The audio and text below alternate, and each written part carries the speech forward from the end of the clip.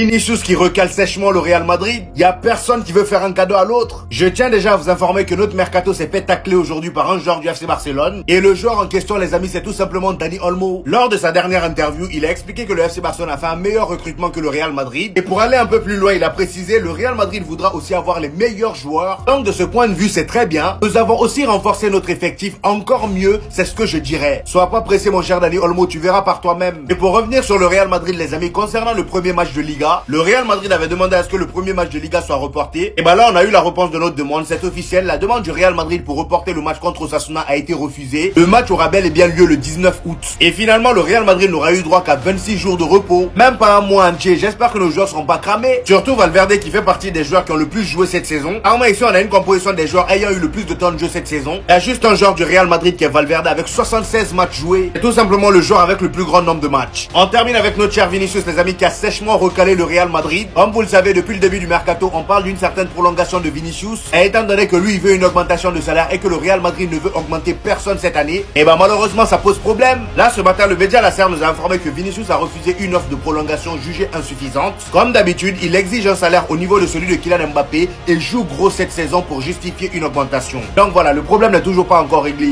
J'espère qu'à leur retour, tout ça va rentrer dans l'ordre. J'ai des bonnes nouvelles et des mauvaises nouvelles. Commençons plutôt par les bonnes. Bientôt le premier match de pré-saison du Real Madrid, le 12 août contre une équipe de D1 autrichienne. Malheureusement les gars, c'était la seule bonne nouvelle. Passons maintenant aux mauvaises nouvelles. Xabi Alonso a déjà informé tous les joueurs sur leur rôle la saison prochaine. Mais personne ne veut quitter le club. Tous les joueurs veulent rester au club. Après c'est normal, tu joues au Real Madrid, t'as pas envie de partir. Deuxième mauvaise nouvelle, la demande du Real Madrid pour reporter le match contre Osasuna a été refusée. Le match aura bel et bien lieu le 19 août et ça veut dire que Madrid n'aura même pas droit à un mois de repos. Sergio Herrera, le gardien de Osasuna, s'est exprimé là-dessus. Nous voulions aider le Real Madrid et reporter notre match. C'était la chose la plus logique à faire. Mais malheureusement, comme Tebas, il a pas de cerveau, pour lui, il n'y a pas besoin de repos. Il continue en disant, tout le monde avec un cerveau aurait compris que le Real Madrid n'avait pas assez de temps pour être prêt à 100%.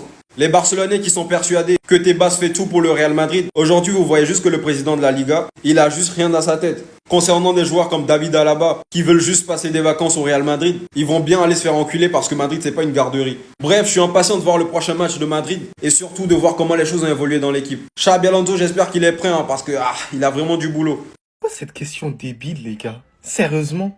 Votre avis sur le mercato du Real Madrid au niveau des arrivées? Suffisant? Mais pas du tout. Mais pas du tout. Alors certes, on a renforcé défensivement et c'était ce qu'il fallait faire. On a ramené Hussein, on a ramené Carreras et Trent Alexander-Arnold. Même si sur le côté droit, le fait d'avoir ramené Trent Alexander-Arnold, c'est pas ça qui va renforcer notre défense. Mais en tout cas, c'est une arme offensive pour pouvoir faire des centres. Un joueur à vocation offensive, Mastantunos, j'avoue, j'ai du mal à prononcer son blaze, mais tranquille. Mais après, pour le reste, il n'y a rien eu. On nous demande un autre défenseur central, on n'en a pas besoin. Pas le besoin le plus excessif. Le besoin le plus excessif, c'est trouver un milieu de terrain en plus. Il faut un profil davantage organisateur. Et en plus, ne pas enterrer trop vite Eduardo Camavinga, qui peut concurrencer aussi Arda Güler. Mais là, si on part comme ça, avec tout le respect que j'ai pour des joueurs comme Arda Güler, ils n'ont pas encore prouvé sur la scène européenne. Donc, c'est à dire qu'on prend des risques en les faisant jouer là comme ça. Donc, pour moi, va falloir associer ces joueurs-là avec des joueurs quand même plus expérimentés. Donc, pour finaliser ce mercato, il nous faudrait un milieu de terrain et un attaquant de pointe, mais tranquille, je veux pas trop parler parce que je sais qu'il y aura pas d'attaquant de pointe. Donc les gars, dites-moi en commentaire ce que vous en pensez. Voilà, les changements qu'il faut avoir. Mais sinon en vrai, ça toi?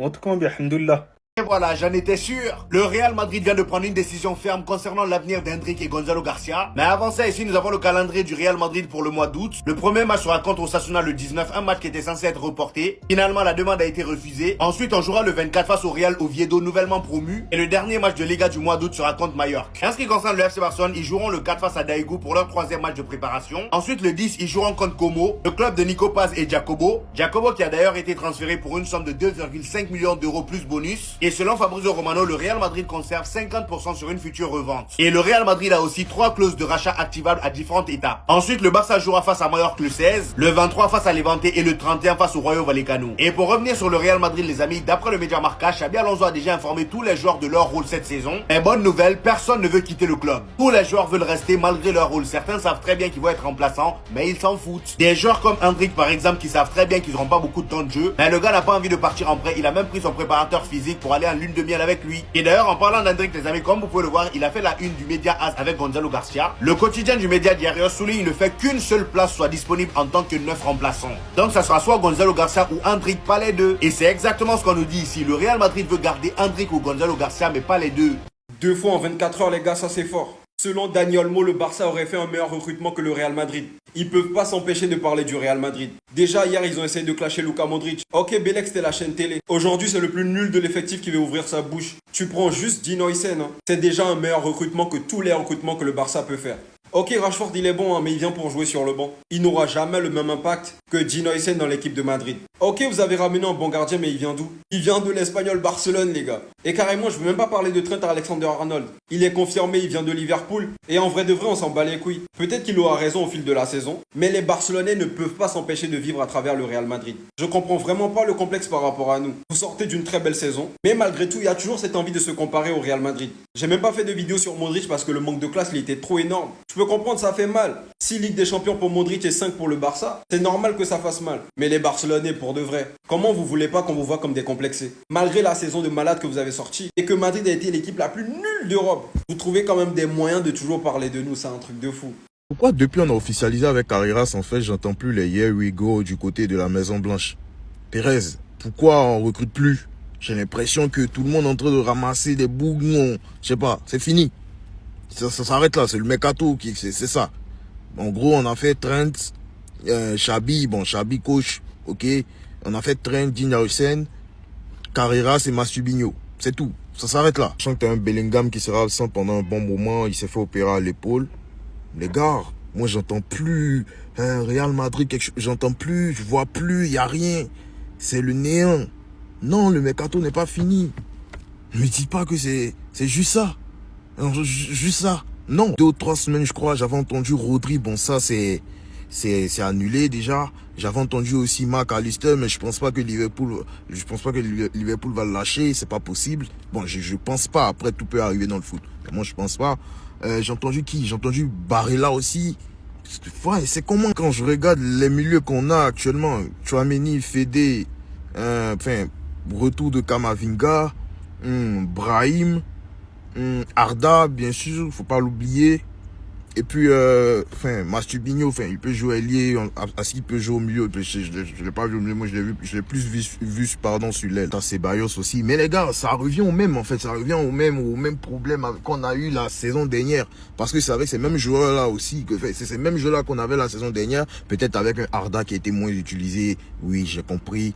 Mais je dis, sont les mêmes. Mais en plus, ça t'enlève un élément majeur, un élément important. Jude Bellingham. Non, il faut recruter.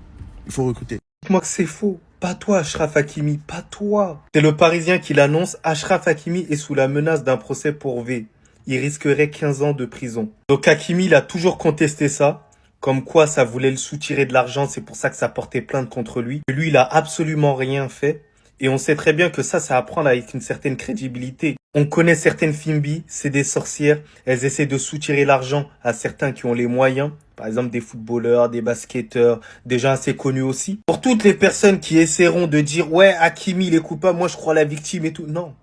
Les gars, pour l'instant, il n'y a rien. Il y a la présomption d'innocence. Il faut attendre que la justice soit faite parce que là, on va encore me faire un procès sur Twitter. Il faut garder la tête froide et il faut pas parce que t'es une meuf, tu encourages les meufs et t'es un gars, tu encourages le gars. Faut laisser se faire. En tout cas, moi, j'espère que Achraf Hakimi, il ait rien fait. Je préfère vraiment qu'elle ait menti qu'au final, ça se soit passé parce que ça, c'est un traumatisme, hein. Les histoires de V, tout ça, voilà, c'est comme si on te tuait mais on te laissait en vie. En tout cas, on espère que la vérité, elle éclatera.